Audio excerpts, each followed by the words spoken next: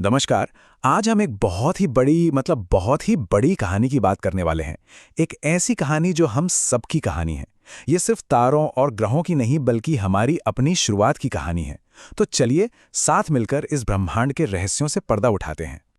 कभी रात में खुले आसमान के नीचे उन अनगिनत टिमटिमाते तारों को देखा है? और क्या कभी ये ख्याल आया है कि आखिर ये सब कुछ आया कहाँ से? मतलब इस सब की शुरुआत कैसे हुई? हम ये ग्रह, ये तारे, ये सब कुछ कैसे बना? आज हम इन्हीं बड़े सवालों के जवाब ढूंढने निकले हैं। तो चलिए देखते हैं कि हमारी आज की यात्रा कैसी रहेगी। सबसे पहले हम बात करेंगे हमारे शुरुआती विचारों की, फिर सीधे चलेंगे बिग बैंग थ्योरी पर।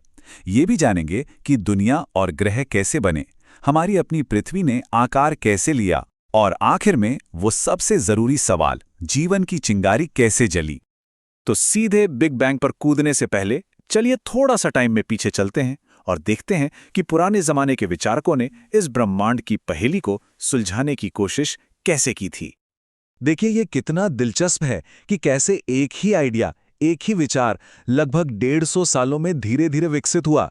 शुरू में लोगों का मानना था कि ग्रह जो हैं वो सूरज के आसपास के बादलों से बने हैं, लेकिन फिर बाद में इसी आइडिया को और बेहतर किया गया और ये थ्योरी सामने आई कि ग्रह दरअसल सूरज के चारों ओर घूमती गैस और धूल की एक डिस्क से बने हैं, जहां छोटे छोटे कण आपस में टकरा कर जुड़ते गए। और अब आते हैं उस थ्योरी पर जिसने हमारे ब्रह्मांड को देखने का नजरिया ही पूरी तरह से बदल कर रख दिया। जी हां, द बिग बैंग। 13.7 अरब साल, सोचिए जरा। ये वो आंकड़ा है जब माना जाता है कि हमारे ब्रह्मांड और खुद समय की शुरुआत हुई थी। ये टाइमलाइन दिखाती है कि शुरुआत कितनी कितनी विस्फोटक थी। सोचिए, एक पल में एक बहुत ही घने बिंदु से हमारा ब्रह्मांड तेजी से फैलने लगा और पहले कुछ मिनटों के अंदर ही पहले एटम्स बनने शुरू हो गए थे। अच्छा, अब ये जो ब्रह्मांड के फैलने की बात है, इसे समझने का एक बहुत ही आसान तरीका है। सोचिए कि आपके पास एक गुब्बारा है। जैसे जैसे आप उसे फुलाते हैं, उस पर बने डॉट्स एक दूसरे से दूर जाते हैं, है ना? बस हमारी आकाशगंगाएं भी ठीक वैसे ही एक दूसरे से दूर जा रही हैं। लेकिन हां, एक जरूरी बात, आकाशगंगाएं खुद बड़ी नहीं हो रही हैं, बस उनके बीच की जगह बढ़ रही है।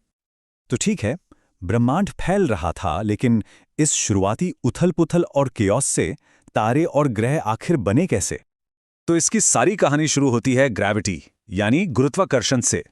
गैस और धूल के बादल एक दूसरे की तरफ खिंचने लगे, जिससे बहुत बड़े बड़े नेबुला बन गए।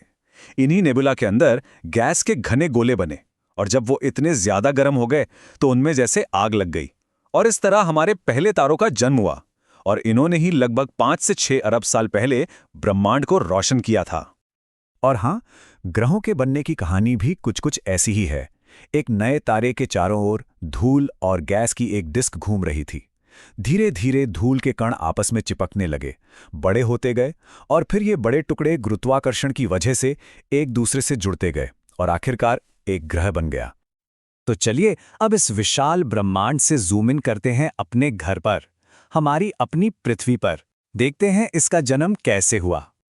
4.6 अरब साल। जी हां, ये है हमारे अपने ग्रह की उम्र, और यहीं से शुरू हुई वो यात्रा जो इसे आग के गोले से एक जीती जागती दुनिया में बदलने वाली थी।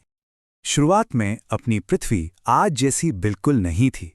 ये तो बस चट्टान और धातु का एक पिघला हुआ गोला थी। गर्म, वीरान, रहने लायक तो बिल्कुल नहीं। तो फिर ये बदली कैसे? एक बहुत ही जरूरी प्रक्रिया हुई जिसे डिफरेंशिएशन कहते हैं।